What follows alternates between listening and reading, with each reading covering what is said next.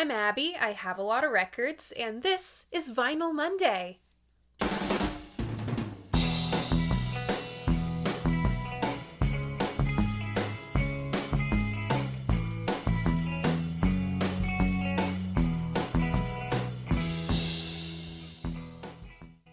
So welcome back, or welcome if this is your first time here. Vinyl Monday is the who, what, when, where, why, and how do I feel about classic albums in my collection. If TV show length episodes aren't your thing, don't worry. I also do Vinyl Monday in 60 seconds, here on my channel, over on my Instagram, as well as TikTok, except for when I forget to post them. I am so sorry about forgetting Berlin last week. So much is going on at any given moment ever in December, and this is not helped by me filming through a migraine headache. So if you see me taking on and off my little granny glasses to read my notes, that's none of your business. First of all, double album December kicked off last Friday with my wild card pick, The Minutemen Double Nickels on the Dime. And we will proceed through 2 more double albums the next 2 Fridays, God willing. And last week, my Tonight's the Night 50th anniversary review, not my 50th anniversary of Tonight's the Night review, that was a whole different thing that happened back in June. This one went up on trackingangle.com. That is linked in the description for your reading pleasure. On to the regularly scheduled video. This is part 2 of a 3-part mini-series about what the Velvet Underground did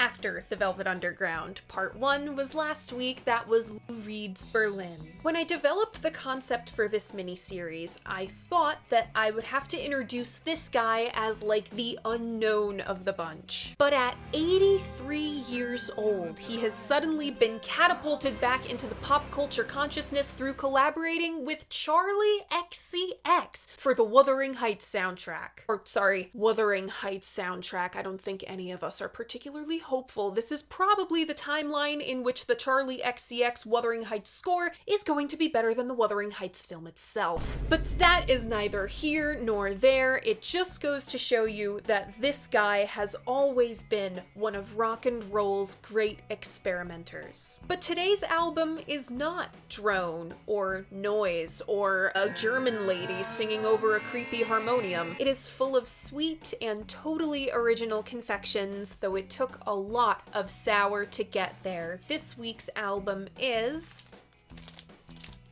John Cale, Paris 1919. Congrats if you guessed this one. If you want to play along, all you gotta do is check out my post tab. That's where I post the hints to what the next album is gonna be. I make announcements, I host polls. You can find all of that on my channel. And if you so choose, you can always read the written versions of my reviews on my website, linked in the description. Alright, let's take the plastic off.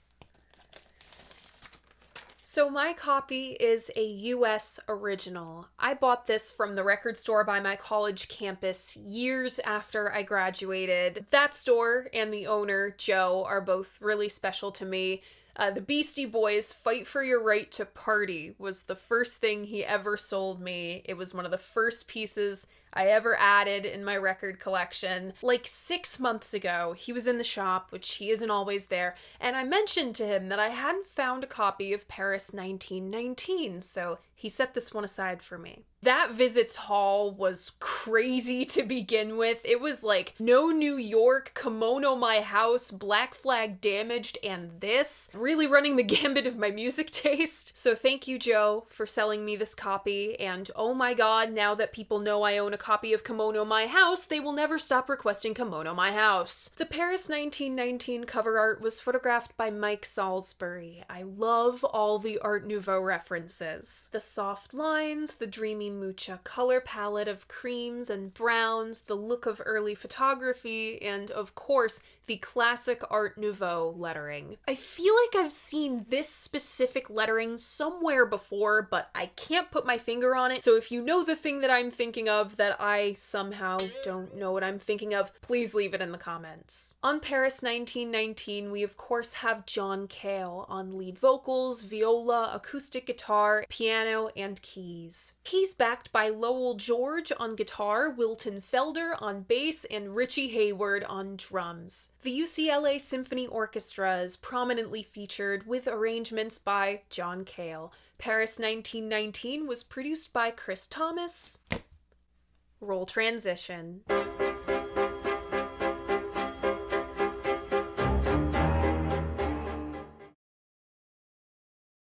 Before we begin, I have to shout out my sometimes research assistant and best friend Jack for finding John's autobiography, What's Welsh for Zen, for me. It's been out of print for over 25 years, it's super hard to find and very expensive, but absolutely essential for any work on post-Velvet Underground John Cale. After the ejection of Nico after the Banana album, John Cale was the next member of the classic era lineup to be ousted from the Velvet Underground. Co-founder Lou Reed felt threatened, as he so often did with his collaborators. This is not me dissing Lou by saying that. I adore him, I'm just identifying the pattern he established with Nico and carried on with Mick Ronson and David Bowie. Through the tough White Light, White Heat production, John realized that him and Lou just had fundamentally different philosophies about making art. Quote, although we both knew we did good work together, he did not feel that the quality justified continuing.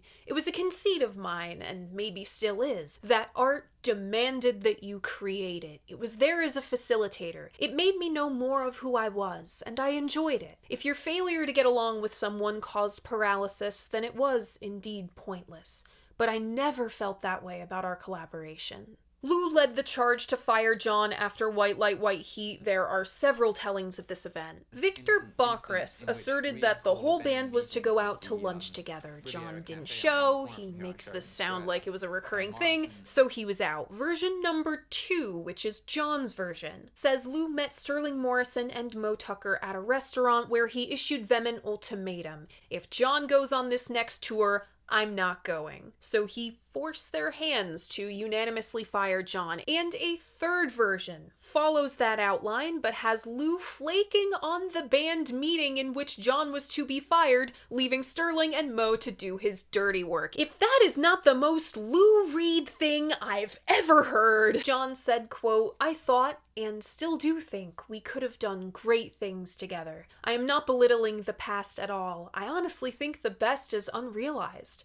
I also think I can find it by myself. So that's what he did. He went solo. Now let's speed run everything that has happened since he left the band. Now when I say went solo, I don't mean that John immediately went solo like Nico did. Though he received a 2-album deal with CBS Records right after he left the Velvets, John's first inclination was to become a producer. He had the musical knowledge and the ability to guide a musician through the making of their album, that was for sure. And he believed he could develop the technical ability. What he didn't have yet was the confidence. Losing his job hurt his former child prodigy ego. Quote, I needed to go out and prove to myself that I was my own person again.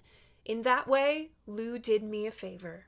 Who inspired him to be his own person again? His first wife, Betsy Johnson. Yes, that Betsy Johnson. Having her around made John want to work for himself. He didn't want to lean on her or use her career as his crutch. He wanted Betsy to be her own businesswoman and him his own artist. He'd written songs before. Winter Song and Wrap Your Troubles in Dreams both went to Nico, and he'd sang lead before. He sang The Gift on White Light, White Heat. I did feel an affection for her. And after all, they were grown adults. Betsy got John writing his own songs, and he wrote every day. It seems strong-willed women brought out the best in John, because the first and among the best production work he ever did was for his ex-bandmate Nico. He produced her game-changing Marble Index and Desert Shore to follow. If you squint really hard on the Desert Shore cover, you can see arrangements by John Cale. Nico was the one who got John arranging. Quote, I didn't know I could arrange, but then I got lucky and found a very strong personality like Nico who threw me against the wall, and I had to bounce back. In 1969, he played on and produced Church of Anthrax with Terry Riley, but that went unreleased for another 2 years. In those 2 years, he played on and produced The Stooges self-titled. Elektra exec Jack Holtzman loved what he'd done with the Marble Index, even if critics hated it and said it made them want to kill themselves, and tapped him for the Stooges. What a fucking learning curve that was. To this day, John says his two greatest challenges as a producer were Patti Smith and those guys. John made Vintage Violence, played session man for Mike Herron. His friendship with Joe Boyd had him working with Nick Drake. And he was called in to aid the Velvets during Loaded production. The mental image of everyone Lou tried to get rid of somehow coming back in some way is very funny. CBS were not as accepting of Vintage Violence as Elektra had been with the Marble Index, but they didn't drop John after his 2-album deal was up. Instead, they had him developing quadraphonic mixes. It was tedious work and the perfect opportunity for John to get hooked on all sorts of shit. Him and Betsy were living two totally different lives. They split. John was soon at the end of his tether. His marriage was over, his circle of New York friends had mostly moved on, he was working on this quadraphonic shit from like 6 o'clock at night to 2 o'clock in the morning, and he was sick of being addicted to heroin. So he makes a change. He moves to the West Coast, quits heroin cold turkey, leaves his job at CBS for Warner Brothers Records, and is signed to Reprise. But before he left, he saw the Velvet Underground's very first super fan and the woman who tipped them off to Andy Warhol in the first place, Bridget Polk, one last time. Just like Lou used to play her Velvet Underground songs, John played her A Child's Christmas in Wales. As soon as he made it to LA, he got hooked on cocaine. He'd released The Academy in peril, but ultimately squandered his opportunity with Warner Brothers as he'd ran up a $120,000 bill recording the thing because he went off to some English castle to do it. And he remarried to Cindy Wells, aka Miss Cinderella of the GTOs. I gotta be honest, John does not look good when talking about his marriage to Cindy in his book. It doesn't even really sound like she did anything besides have a complete mental breakdown after Miss Christine's passing in 1972, and yeah, that too. John describes it as, quote, the most destructive relationship he ever had. Cindy had to be institutionalized after Christine passed, and the next 2 years of John and Cindy's marriage are brutal for both. John is in yet another tough spot.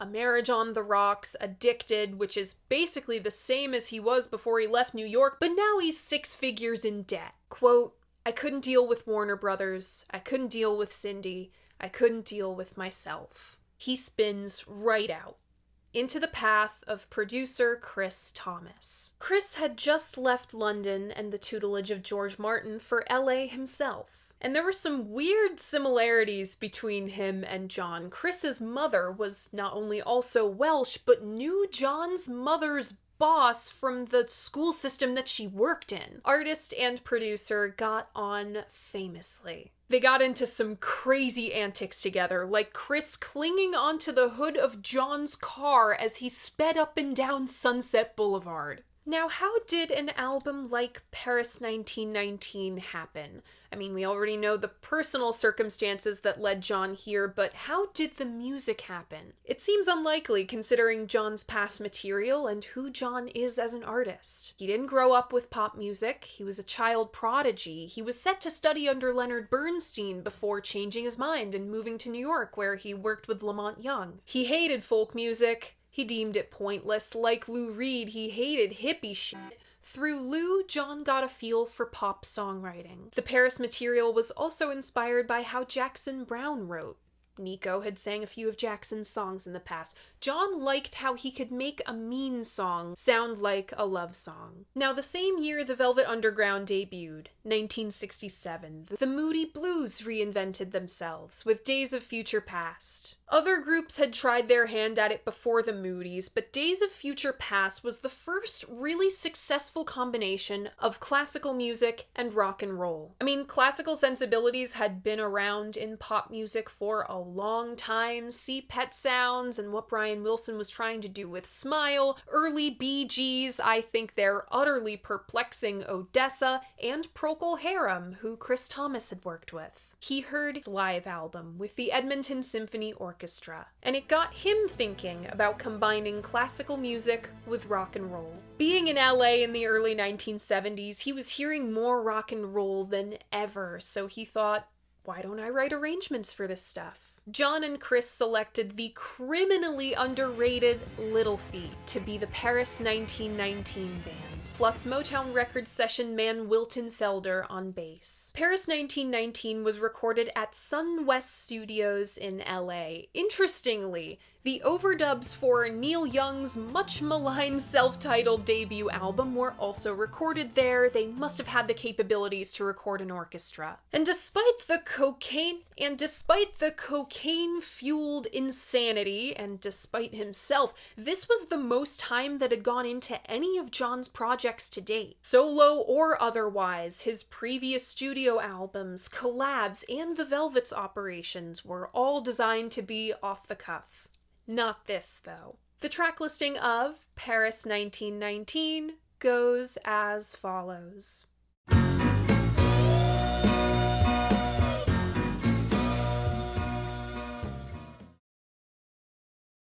Opening up side 1, we have A Child's Christmas in Wales, followed by Hanky Panky Know-How, then The Endless Plane of Fortune, next Andalusia, and side 1 closes with Macbeth. Opening up side 2, we have the title track, Paris 1919, followed by Graham Greene, then Half Past France, and the album closes with Antarctica Starts Here. Paris 1919 was released in February of 1973. The album did get a review in Rolling Stone. Stephen Holden hailed it as, quote, one of the most ambitious albums ever released under the name of pop. Holden's review leans heavily on the 1919 aspect. He frequently likens John's writing to Dada and Surrealism. Quote, he has scored a major coup by adapting, often brilliantly, the spirit of Dada Surrealist poetry into the pop idiom. The contrast between the somewhat destructive playfulness of Dada and the romantic thrust of the music sets up tensions that are never resolved, nor are they meant to be. At its most accessible, the poetry is highly illusory and multifaceted. Of course, he hailed the instrumentation as well. Paris received similar rave reviews from other pop columns like Sounds, but it didn't help sales. Paris 1919 was another flop for John. John had been the underground of the Velvet Underground for so long. The Velvet Underground themselves were still a very underground band. They didn't really break through until the mid-1980s. Record buyers just didn't bite. It's interesting to note that around the time John is taking us back to Edwardian-era France, Lou Reed was going back to Weimar-era Germany. Berlin caused quite the kerfuffle among critics upon release. The subsequent Rock and Roll Animal tour cemented Lou as one of the must-see live acts of the 70s. But John never could quite break through in that way, even with the most accessible work he made, this album. It just wasn't his destiny. Still in debt to the label, John got dropped from Reprise after Paris. They deleted it from their catalog not even 2 years after it hit the market, making it even harder for would-be fans to buy. But in wake of the mass reevaluation of the Velvet Underground and excursions into the Velvet solo material, Paris 1919 is recognized as one of the finest of all. It's considered one of John's masterpieces, his more accessible masterpiece, if you will, and acknowledged as a classic. Its songs being continually revisited in the form of covers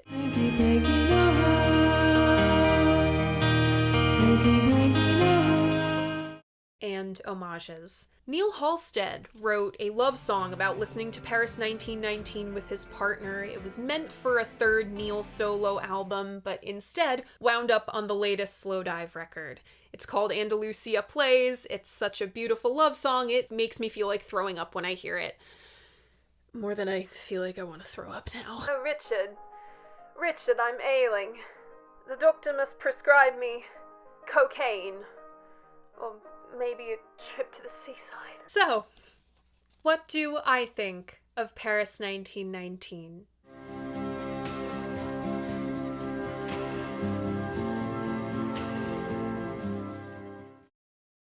Where his counterpart couldn't really sing in the conventional sense, by God, John Cale could sing. It's the best part of every single song on Paris 1919. I am stating this at the top of my review because if I just keep saying it through every song, it'll get redundant. He has one of the most beautiful and unique male voices in all of rock and roll. His accent is lovely and so pleasing to the ear, his chest voice deep in tone and naturally resonant. Before I gush over the music, let's do some proper album title analysis. Paris 1919. I think romance, I think absinthe ads and the metropolitan signs, I think the Paris Peace Conference, the halcyon days of 1920s Europe. The Edwardian era and the 1920s did have a moment in the late 60s and early 70s. Think all the Art Nouveau influences and psychedelia and the popularity of the Biba boutique. Overall, when I hear the title Paris 1919, I think peace,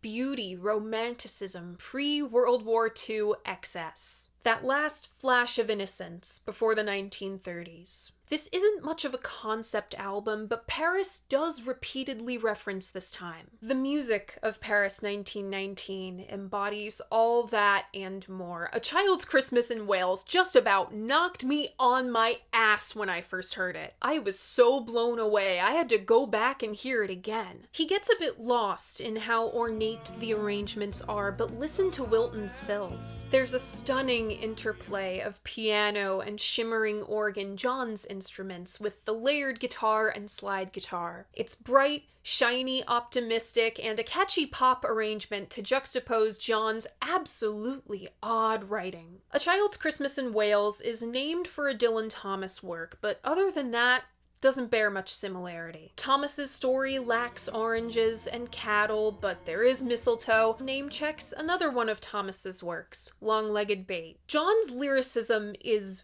very sparse. It's not like Perfect Day, only using 40 words. That's sparse and precise. John's writing is not like that. He has stripped away any and all identifying features of his lyrics, leaving only the images. I see how people could get really tripped up by this aspect of John's writing. He won't say all the childhood holidays bleed into one when remembered 30 years down the line, like they did for Dylan Thomas. He will say, with mistletoe and candle green to Halloween we go. He won't say blood oranges sliced on a butcher's block. He'll say 10 murdered oranges bled on board a ship. He won't directly reference going to church, but he will describe then wearily the footsteps walked the hallelujah crowds, and perimeters of nails perceived the mama's golden touch, Jesus and Mary. He really makes you work for this. I haven't seen anyone else catch that Sebastopol is probably a double-sided reference. Tolstoy fought in the Siege of Sebastopol. Sebastopol was also a city in John's new home of California. Adrianopolis is another famous battle site. John is likening himself to a wandering artist fresh from battle. Where the lyrics get positively impenetrable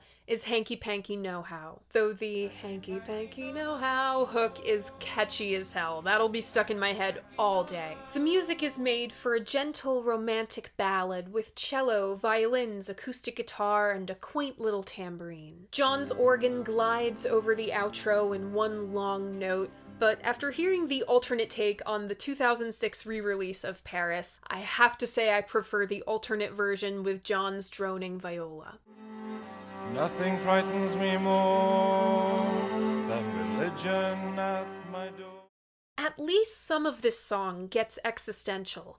Nothing scares me more than religion at my door. I never answer panic knocking, falling down the stairs upon the law. What law? There's a law for everything. A lot of outside factors bearing down on any one person can cause them to shut the door on everything. There's a law for everything, nature and man, but was man ever supposed to be this advanced, worrying about church collections and taxes? There's a name for everything, and for elephants that sing to feed, the cows that agriculture won't allow. I think this is a jab at the music industry? The elephants are the ones singing to feed the beasts up top. If so, this is very well concealed. The endless plain of fortune, crocodiles and men, gambling away everything with loaded dice, the excess of the roaring 20s, or the excess of a rock and roller in the 70s. The thesis statement of the song, it's gold that eats the heart away and leaves the bones to dry. Money makes you cruel and greed will waste you away, as greed has wasted away all the characters in this song. The arrangement is big and dramatic. Every once in a while you hear a slide guitar peek out from under the heavy velvet drapes. Otherwise, Endless Plain of Fortune is dominated by brass and strings. This is the full orchestra on full power. Listen to how the brass crests and falls under the tide, the horn's dissonant stab after he sings Gendarmerie, a little more French for you, and all, that's all, the radio man. And the full heart-rending fanfare at the end. It's one of the biggest moments I've heard on a pop record, and it stands 10 stories tall. To think John himself arranged all of this. It may sound trite to you, I'm sure, but what a talent. You just have to bask in it, really. Very rarely do we have an artist writing their own arrangements. It sometimes overpowers John's soft voice, not soft in volume, soft in tone, but it's fucking stunning to hear, so I can deal with that. Closing out side one is the closest to a genuine, no-strings-attached love song as a prickly guy like John is capable of. Acoustic guitar chords softly plucked for a few bars, perking your ear up after the bombastic fanfare of Endless Plain. Shuffling drums played with brushes, sparse bass, and light guitar accents build to an utterly timeless instrumental. It almost has a country slant thanks to Little Feat. They incorporate those classic clicking country drums and lonely slide guitar. It's delicate and sensual, like the smell of a perfumed love letter which our narrator responds to. Andalusia, when can I see ya? When it is snowing out again. Farmer John wants you, louder and softer, closer and nearer than again. So fucking catchy, that first line, Andalusia, when can I see ya? Such a 1960s bubblegum pop rhyme. This is an impeccable melody as well. The second line threw me at first, I had to sit with it. Farmer John is our lover boy being self-deprecating. He's simple, from humble beginnings. Old Farmer John wants a wife. We can deduce Andalusia is the opposite of all these things. Young, beautiful, sophisticated, of a higher pedigree. Wanting you louder and softer, closer and nearer than again. Couple that with needing you, taking you, keeping you. John is being horny on Maine. But I said earlier that Andalusia is the closest to a straight love song John is capable of, because the last line of that verse, John's voice cracks on leaving you. It changes everything. This guy is writing to his lover who he hasn't seen in over a year. Your face doesn't alter and your words never falter. He thinks of her so much that her face and the sound of her voice are still fresh in his mind. When he hits his falsetto as he cries, I love you, it's hard for me not to melt into my quilts and sigh. I'll be here waiting later and later, hoping the night will go away. The night won't go away until Andalusia returns. She is his light. When you'd made up your mind not to come, and I couldn't persuade you or wait till tomorrow, oh, pass the time. Wow.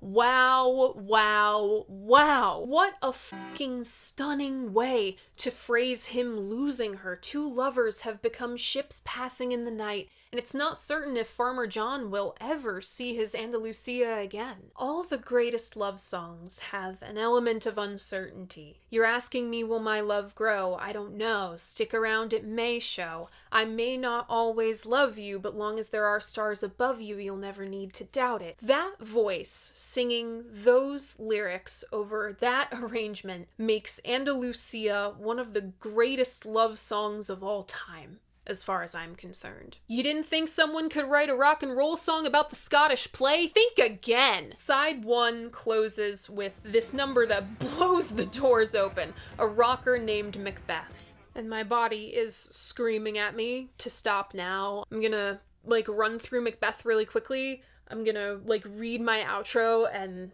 then I'm gonna go. I feel fucking awful. I don't know what Shakespeare has to do with early 20th century Europe, but it definitely tickles John's penchant for literary references. John was proud of this number. It's pretty far out of his comfort zone. It does stick out like a sore thumb amongst the rest of Paris. Little Feat and Wilton's Motown bass lines get to shine. They're sharp as a tack. Lowell even gets a searing guitar solo, and hearing John push his normally plaintive, soft voice into a rock and roll scream is exciting.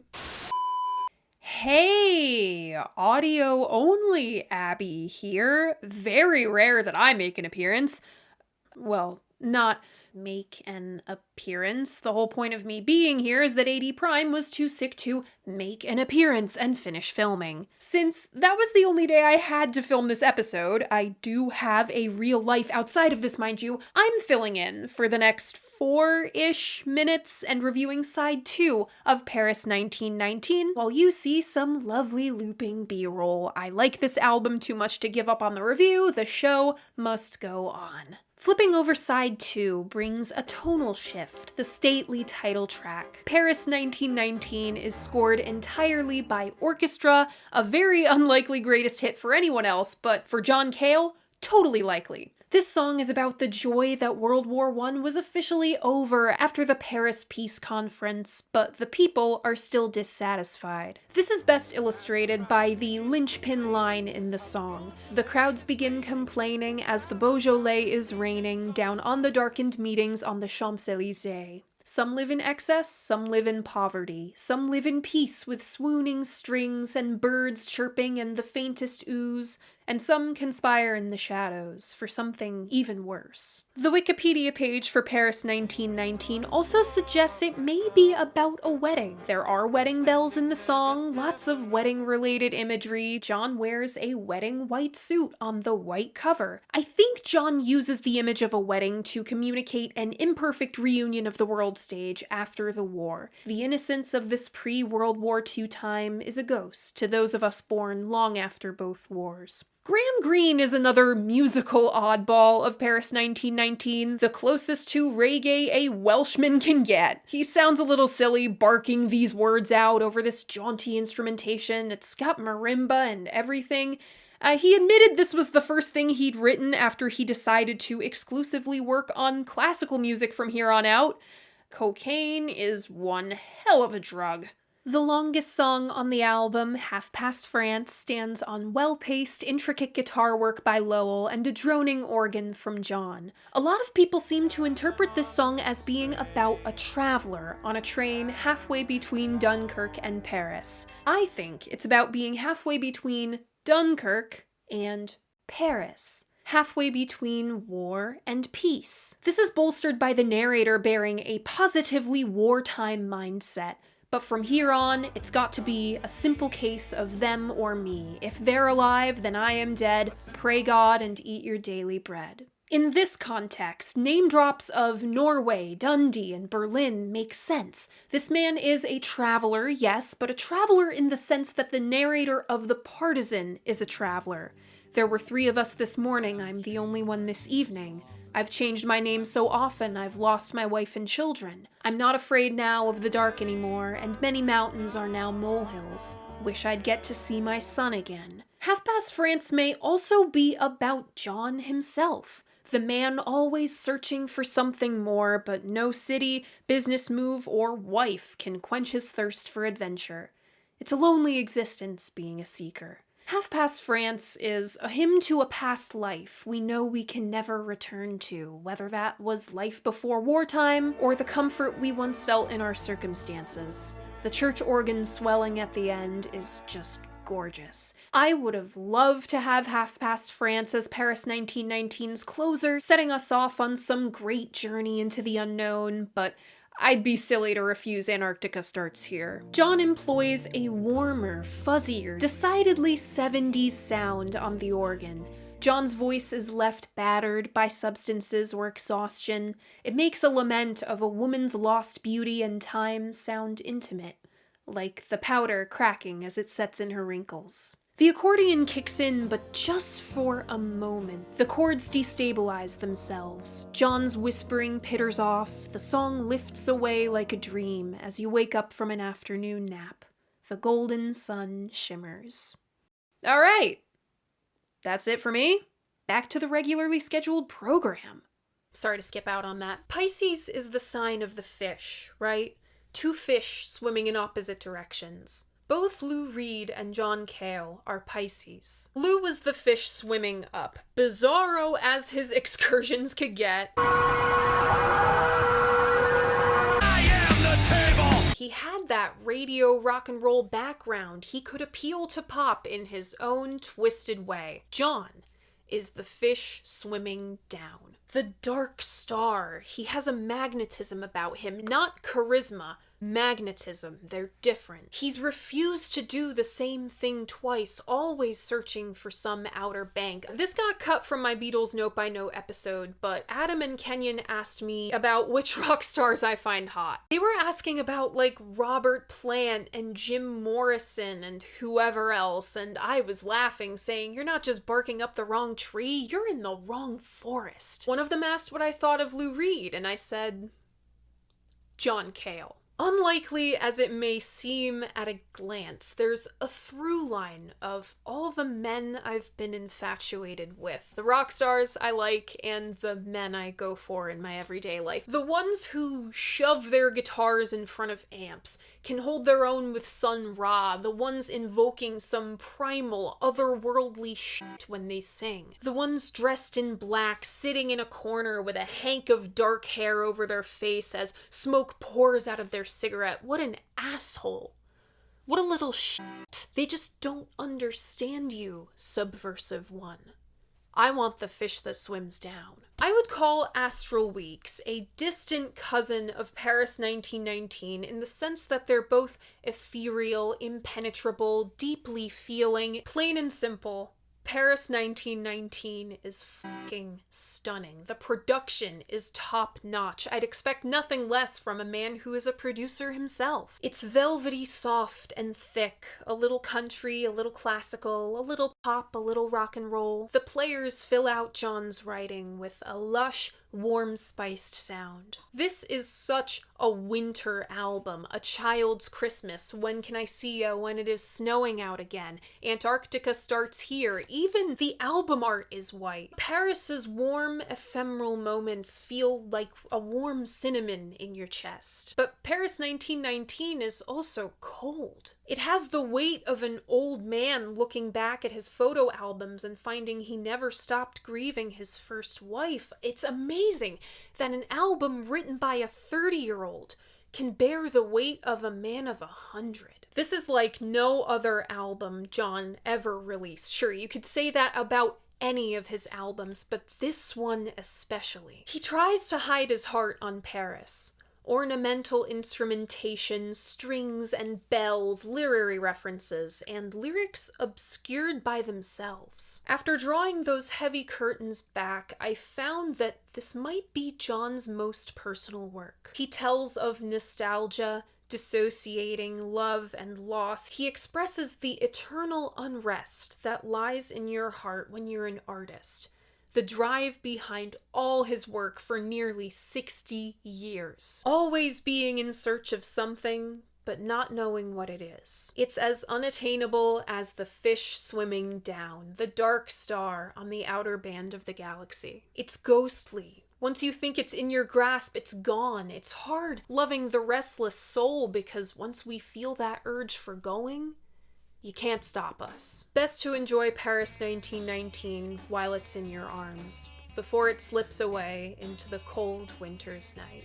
My personal favorites off this one are A Child's Christmas in Wales, Andalusia, Paris 1919, Half Past France, and Antarctica Starts Here. Remember, if you want to keep up with all of my favorites from all the Vinyl Mondays, I have a Spotify playlist linked in my description. I update it every week.